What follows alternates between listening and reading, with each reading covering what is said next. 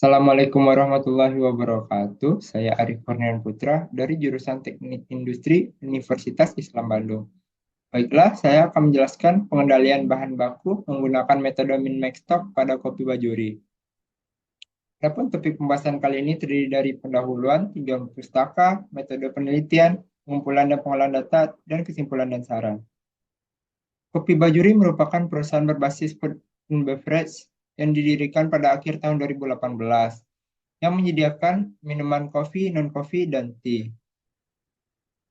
Berikut merupakan bahan baku yang digunakan untuk pembuatan minuman di kopi bajuri yang terdiri dari fresh milk, susu SKM, kopi house blend, kopi robusta, kopi arabica, powder coklat, powder red coklat, powder matcha, powder creamer, sirup karamel, hazelnut, raspberry, black tea, mint green, dan lain-lain. Pada kopi bajuri saat ini sering ditemukan konsumen mengeluh karena minuman yang diinginkan tidak tersedia. Hal tersebut disebabkan karena bahan baku yang stock out. Bahan baku habis sebelum diperkirakan. Hal tersebut disebabkan oleh tenaga kerja yang sering keliru dalam menentukan jumlah kebutuhan bahan baku pada saat akan dilakukan pemesanan. Dan lead time yang cukup panjang juga berpengaruh terhadap ketersediaan bahan baku. Adapun faktor permasalahannya, kopi bajuri sering mengalami kehabisan bahan baku stock out, akibatnya menu tidak dapat disajikan. Jika konsumen tidak tertarik membeli menu lain, maka konsumen tidak menjadi membeli atau membatalkan pesanan. Akibatnya, konsumen merasa kecewa dan tidak puas.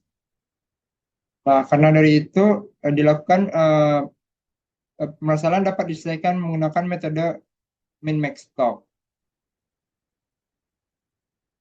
Nah, adapun metode penelitian yang dilakukan pertama adalah studi lapangan dan studi literatur.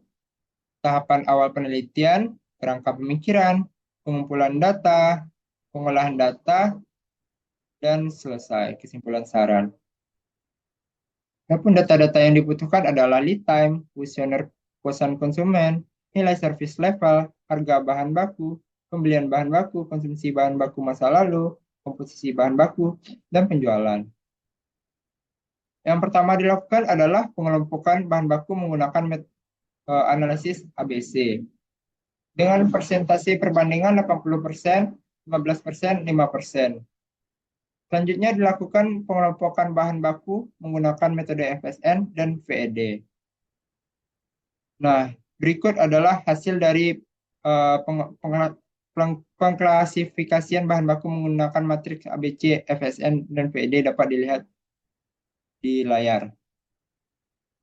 Setelah itu dilakukan penetapan kebijakan persediaan untuk mengetahui kebijakan mana bahan baku mana yang harus lebih diprioritaskan.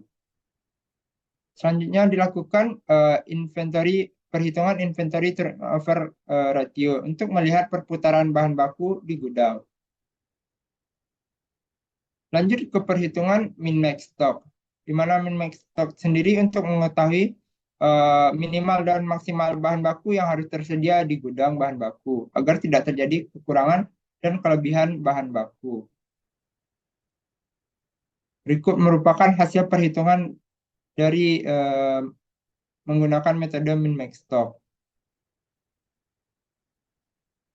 Adapun kesimpulan yang dapat diambil adalah pengelompokan bahan baku dilakukan berdasarkan 3 parameter utama, yaitu investasi yang diperlukan, jumlah penggunaan bahan baku, dan tingkat kekritisan bahan baku.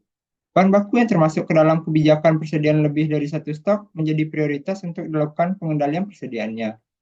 Manajemen persediaan di kopi bajuri dilakukan menggunakan metode min-max stock untuk mengatasi masalah losal yang terjadi akibat tidak tersediaan bahan baku. Mungkin cukup sekian dari saya. Terima kasih. Assalamualaikum warahmatullahi wabarakatuh.